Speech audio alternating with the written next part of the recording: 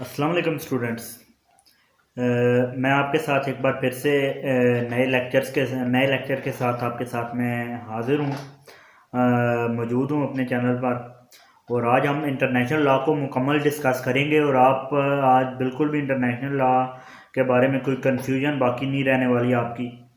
तो शुरू करते हैं। इंटरनेशनल लॉ आपको नाम से ही वाज़ेह हो रहा है कि जो मुख्तलिफ स्टेट्स मुख्तलिफ रियासतों के दरमियान में जो रिलेशंस को कायम करने के लिए जो एक कानून का इस्तेमाल किया जाता है उसे हम इंटरनेशनल लॉ कहेंगे। तो देख लेते हैं मौजूदा वक्त में और इंटरनेशनल लॉ जो है उसे भी देखेंगे और सारे इसके जो थ्योरीज हैं वो भी कुछ देखेंगे। और शुरू करते हैं अपना आज का लेक्चर। सबसे पहले डेफिनेशन को देख लेते हैं। ओपनहेम की डेफिनेशन है, इंटरनेशनल लॉ जो है वो कस्टमरी और conventional rules which are considered as binding between civilised states in regards of their relations. उनके रिलेशंस के तौर पे जो बाइंडिंग है कस्टमरी और कन्वेंशनल लॉ की बाइंडिंग समझी जाती हैं दो स्टेट्स या नेशंस के दरमियान जो इंटरनेशनल लॉ है। अब आगे देखते हैं इंटरनेशनल लॉ की जो थ्योरीज हैं ऐसे हम देखेंगे। अभी हमने देखा कस्टमरी और कन्वेंशनल लॉ। पहले हम इसका अभी मौजूदा वक्त में जो आर्टिकल है article 38 of the international court of justice जो है वो इंटरनेशनल लॉ को रिप्रेजेंट कर रहा है आजकल मौजूदा वक्त में। तो इसकी अब थ्योरीज देखते हैं। कस्टमरी लॉ के तौर पे हम इसे देखेंगे। कस्टमरी लॉ ये इस तरह से है कि पुराना कस्टम्स चले आ रहे हैं तो इसे हम कस्टमरी लॉ के तौर पे भी देखा जाता है। उसके अलावा कन्वेंशनल लॉ के तौर पे इसे देखा जाएगा। कन्वेंशनल लॉज ये इस तरह से हैं कि कंसेंट होती है दो स्टेट्स की आपस में रिलेशंस के बारे में। जैसे पाक चीन दोस्ती है वो चाइना और पाकिस्तान दोनों की कंसेंट से ये दोस्ती चल रही है। उसके अलावा सऊदी अरब के साथ जैसे हमारे ताल्लुकात हैं या ख़राब रिलेशन को देखें तो पाक भारत जो ताल्लुकात हैं वो कंसेंट के ऊपर हैं। तो ये इस तरह से हम इन्हें कन्वेंशनल लॉ के तौर पे भी देखें। इम्पेरेटिव ये किस तरह से हैं, कोई इम्पोज करने वाला तो होता नहीं है, तोड़ भी सकते हैं हम इंटरनेशनल कानून को। फिर इम्पेरेटिव लॉ की थ्योरी इस पर कैसे करती है इम्प्लीमेंट।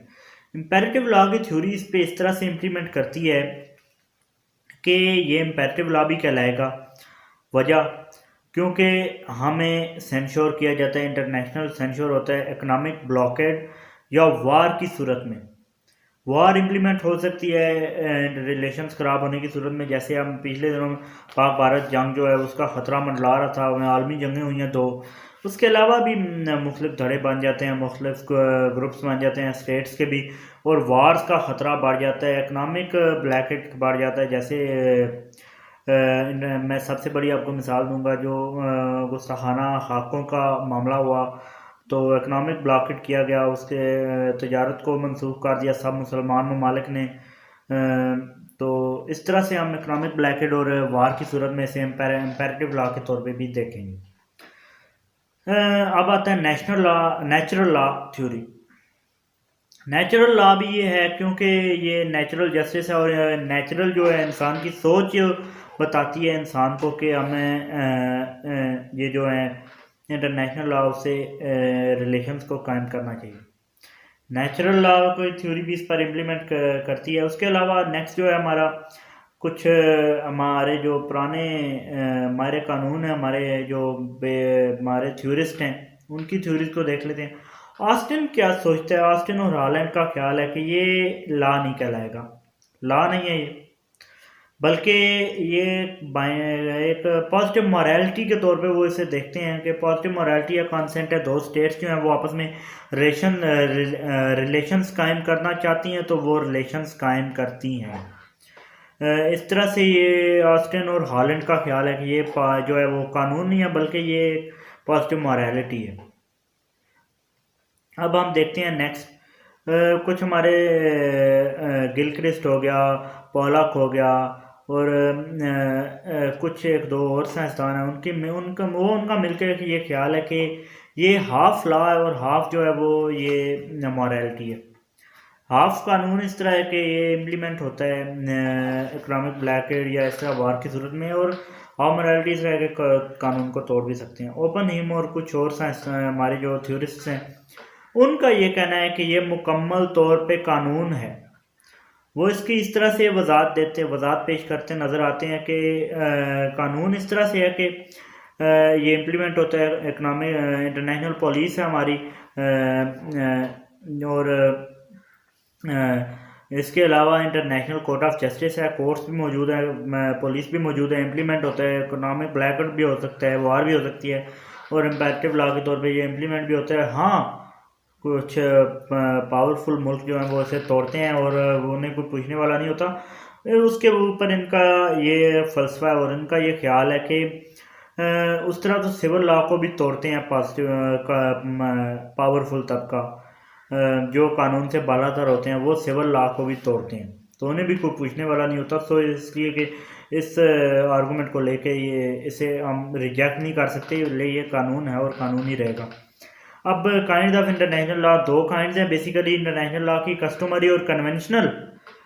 कस्टमरी ये इस तरह से, कस्टमरी को बाद में देखते हैं, चले पहले कन्वेंशनल को देख लेते हैं। कन्वेंशनल ये इस तरह से कहलाएगा कि दो जो हैं वो रियासतें हैं, उनके कॉन्सेंट से ये कानून इम्प्लीमेंट होता है और ये कन्वेंशनल लॉ के तौर पे चलता है। ट्रीटीज़ और मुख्तलिफ जो यूनाइटेड नेशंस ऑर्गेनाइजेशन है ये कन्वेंशनल लॉ के होने की जो है एग्जांपल हैं। अब कस्टमरी इस तरह से कहेंगे जो जैसा कि जंगी कैदियों को वापस करने का कानून है, ये कस्टमरी पुराने वक्तों से चला आ रहा है। तो इस तरह से ये कस्टमरी कानून जो है, कस्टमरी लॉ जो है वो कहलाएगा। ये कस्टमरी लॉ के तौर पे भी हम देखेंगे इंटरनेशनल लॉ को। तो ये बेसिकली इंटरनेशनल लॉ की थ्योरी है। मैंने आपको आसान और शॉर्ट समझा दी है। अब बेसिक आप अपनी बुक को पढ़ें, आप अपनी डेफिनेशंस याद करें, अपनी हेडिंग्स याद करें, अपना कुछ मवाद जो है वो उससे आप तैयार करें ताकि आप पेपर में अच्छी तरह से प्रेजेंट कर सकें अपना इंटरनेशनल लॉ का क्वेश्चन। तो आज के लेक्चर में इतना ही, नेक्स्ट लेक्चर में हम फिर मुलाकात करेंगे। मुझे दीजिए इजाज़त, अल्लाह हाफिज़।